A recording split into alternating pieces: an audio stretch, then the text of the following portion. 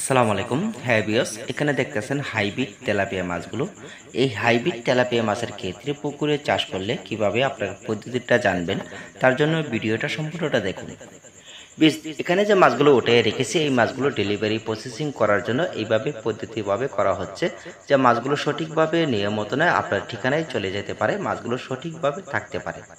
তার জন্য রয়েছে এই হাইব্রিড তেলাপিয়া মাছগুলোর হোম ডেলিভারি থেকে ওতে পুকুরে চাষ করা পর্যন্ত আপনারা ভিডিওটা দেখবেন। বেশ, এখানে যে মাছগুলো রয়েছে এক সাইজের মাছগুলো তেলাপিয়া, হাইব্রিড তেলাপিয়া মাছগুলো এগুলো খুবই কম খরচের ভিতরে চাষের সফলতা থাকে, তার জন্য আপনার বিস্তারিত ভিডিওটা দেখুন। বেশ, দেখা গেছে আপনার পুকুরে যে পুকুরে মাছগুলো ছাড়িবেন সেই পুকুরে আপনার কিছু পরিমাণ নার্সিং করে নিতে হবে, যা নার্সিংয়ে দেখা গেছে আপনার মাছের খাদ্যর ওতে প্রোটিন যোগাতে হবে। তার মাধ্যমে কী ভাবে আপনার পুকুরে পরিচালনাভাবে করবেন। প্রাথমিকভাবে আপনার পুকুরের মাধ্যমে যে মাছগুলো ছাড়িবেন সেই পুকুরে পানি রাখবেন 3 থেকে 4 ফিট, ওতে 5 ফিট। এই 5 ফিট পানির মাধ্যমে আপনার পুকুরে পর্যাপ্ত পরিমাণ খৈল ওতে 1 বস্তা পাউডার ব্যবহার করতে হবে। যা খাদ্য আপনার আগে ভাগে থেকে ওতে 20 কেজি পরিমাণ খাদ্য ব্যবহার করতে হবে আপনার 60% জায়গার ভিতরে। তারপর রয়েছে 10 কেজি ময়দা ব্যবহার করতে হবে ওই পুকুরে, যে পুকুরে মাছগুলো ছাড়িবেন সেই পুকুরে এক ধরনের খাদ্য তৈরি হয়ে যাবে, ওতে আপনার 15 থেকে 20 দিন খাবার না দিলেও চলবে।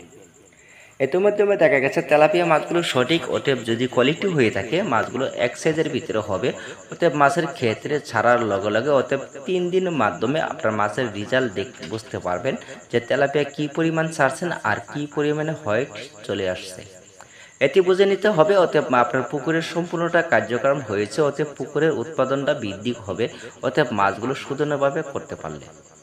তার মাধ্যমে রয়েছে পানির রকম তিন রকম ঘাটতি থাকবে না, ওতে পানি 3 ফুট পানির থাকলেই আপনি প্রাথমিকভাবে নার্সিং করতে পারবেন।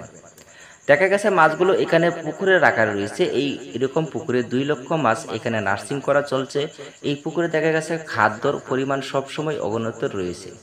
মাছগুলো সঠিকভাবে খাদ্য খেলে ওতে মাছগুলো আপনার 3 মাসের ভিতরে চাষের সফলতা থাকে।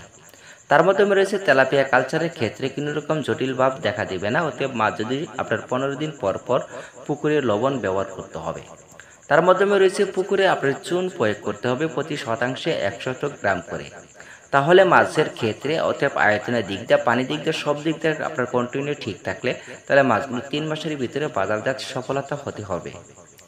এর মাধ্যমে দেখা গেছে হাইব্রিড তেলাপিয়া মাছগুলো দেখা গেছে উন্নত ধরনের মাছগুলো হয়ে থাকে, সেই ক্ষেত্রে মাছের চাষের সম্পর্কে তথ্য জানতে হলে